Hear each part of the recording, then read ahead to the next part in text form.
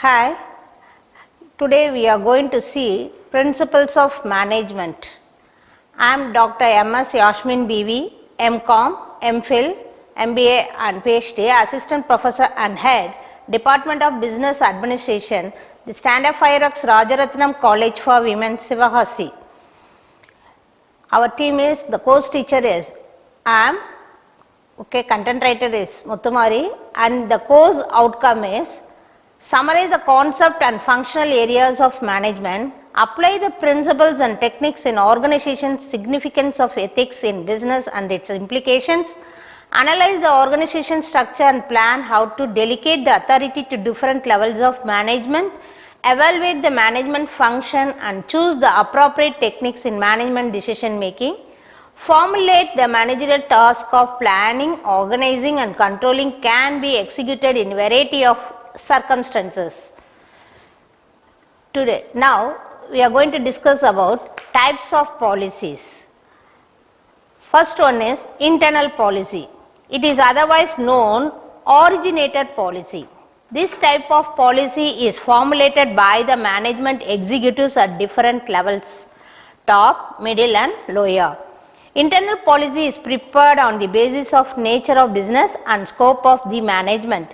If a policy is prepared by the top management people, it is applicable to the whole organization. Likewise, if a policy is prepared by the department manager, it is applicable to the concerned department only.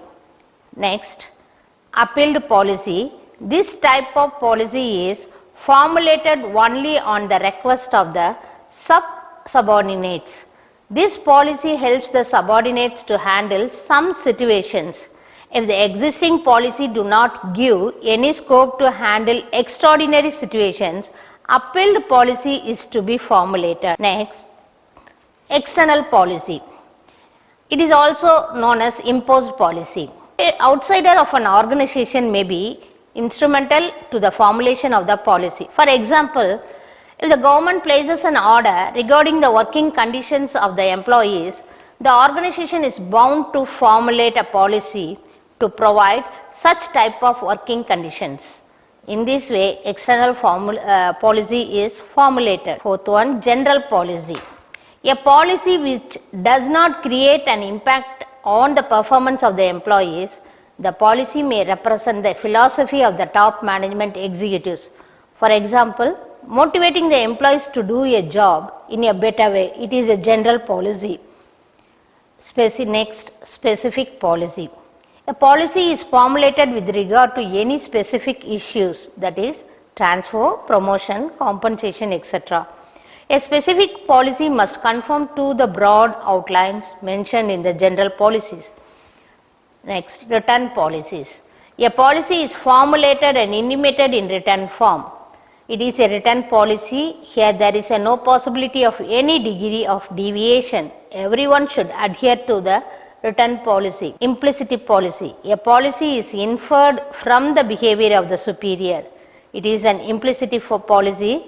Such policies are more flexible than other policies. These are the policies in an organization followed by the executives. Now we are going to see about the merits of policies. A well formulated policy helps an organization to be attributed with the following merits. Such merits are we are going to discuss. Merits of policy. A well formulated policy helps an organization to be attributed with the following merits. We are going to discuss about one by one. First one is guide to thinking. Policy helps the management to take valid decisions. Thus, a policy serves as a guide to the think and take a decision. Second one is uniformity. A policy ensures uniformity in the treatment of employees throughout the organization. Policy avoids favoritism and minimizes the discrimination. Consistency. Policy provides a basis to the management executive to take decisions. If a policy is followed for 5 years continuously, there is a similarity between a decision taken in the first year and a decision taken in the 5th year. So, there is a consistency. Next, merits. No value for human beings. Human beings are not taken into consideration while formulating a policy. Besides, human beings are not considered important while implementing a policy. So there is no value for human beings. It minimizes the interest of the employees. Reduce initiative. Management executives are expected to tackle the problem within the limits prescribed in the policy. It gives no scope for the innovative thinking of the employees. So, policy reduces the initiative of the employees automatically. The last, no substitute for human judgment. The decision of the management executive depends upon his own sense of judgment. There is no parameter to evaluate the judgment. So, the management executives are not in a position to find a substitute for human judgment. Next, the conclusion. A policy should be developed on a sound basis. If not, the management people will not be able to take quality decisions.